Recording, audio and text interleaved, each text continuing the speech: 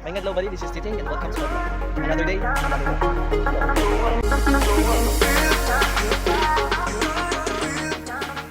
Hello again, this is Titing, and today, let's have another walk. So, to begin with, masulub sa itong mga sapatos pa di para dito malutano. Then, dire, exercise na ginagmay ko niya.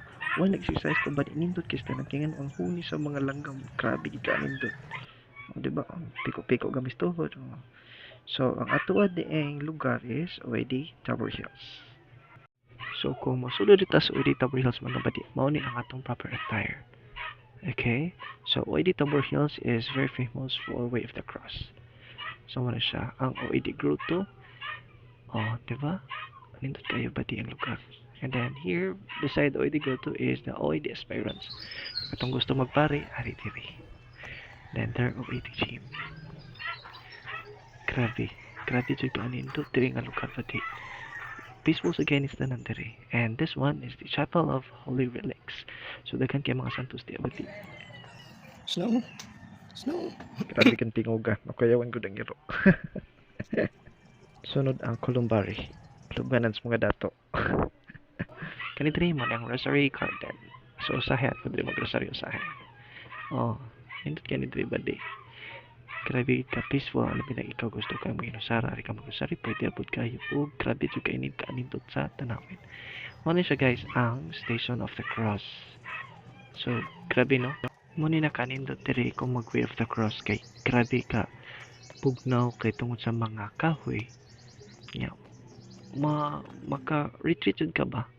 Kay grabe ka peaceful sa diri. See? Maka-reflect jud kasi mong mga sabadi. Makapangay jud ka paselo sa Ginoo. Then, diri mo ni siya ang St. Rita Shrine. So, katong mga devotees ni St. Rita, tara ang shrine ni St. Rita. Grabe jud ka nindot. And then, muna siya ang luyo ni St. Rita Shrine. Sa St. Rita Shrine, tanawin. Grabe ka nindot sa. Kanina yung napita ba di hanga kay nigsaka diri ba di kay ano tangason jud kay tanan hangad kayo ba nya kani mo ni siya gingon nga stairways to heaven kay kani sa hangad sa kani sa hagdanan gyud di ba ganahan jud kay kustanan sa train bitaw kay grabe ka nature ba grabe ka nature diri mo ni siya ang usa sa akong mga arian basta like magpugat kayo sa pamati ana-ana ang adoration chapter. So diri ari ko diri sumbong ni Lord. Labi na ka na pugat kayo sa pamati ko kasabot. Ari ra ko diri buo niya. So mara to mga badi. Thank you for watching. Have a good day.